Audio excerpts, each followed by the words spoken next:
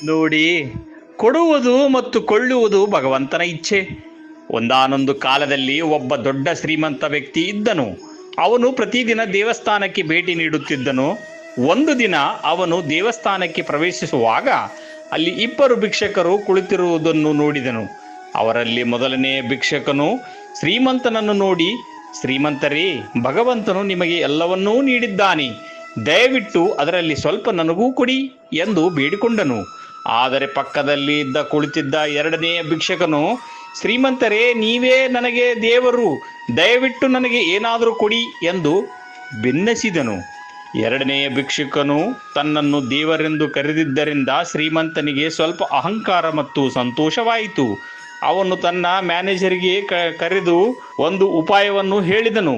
ಅದರಂತೆ 2 ಡಬ್ಬಿಗಳಿರುವ ಒಂದು tiffin box ಸಿದ್ಧವಾಯಿತು. ಆದರೆ ಮೇಲಿನ ಡಬ್ಬಿಯಲ್ಲಿ ರುಚಿಕರವಾದ ಸಿಹಿ